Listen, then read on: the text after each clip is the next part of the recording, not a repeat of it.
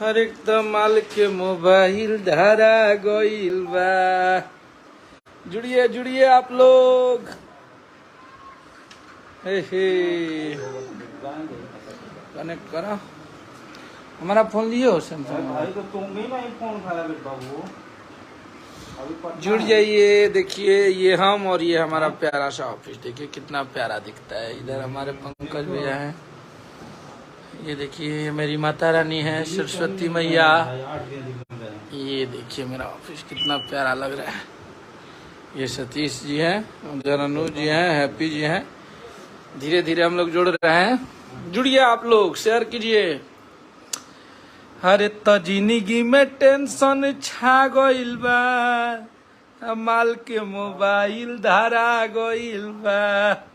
आप लोग ये गाना के बहुत ही ज्यादा आशीर्वाद प्यार दे के, और जैसे कि पहला दिन रिलीज रहे और हमनी के देखने जाए कि वो दिन थोड़ा सा आप लोग कम सुन पौनी, ऐसे कि वो दिन भारत पाकिस्तान के मैच रहे। लेकिन जोन कल और आज आप लोग आशीर्वाद दिले बन जा 3 मिलियन व्यूज क्रॉस होके वाला बा। बहुत मोहब्बत देता नहीं जा आप सब ये गाना की। और रील भी रिकॉर्ड बना रहल बा।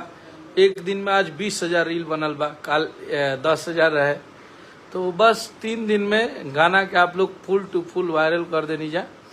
तो बस आप सबके आशीर्वाद प्यार मिलत रहो अपना हिट मशीन के साथ ही साथ हमनी के पूरा हमनी के टीम खेसारी के सदस्य के और सबके प्यार करत रही आप सब। एक से एक बढ़ के गाना भी आवे वाला बा। बहुत तगड़ा तगड़ा गाना आप सब सुनब जा आवे वाला बा।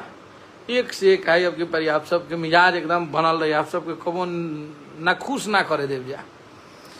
इस बार बहुत मेहनत हुआ है छाप के, और भैया ने कमाल कमाल का लिरिक्स गाया है इस बार। मुझे लगता है हर वो ठाट का गाना आप लोग को सुनने को मिलेगा।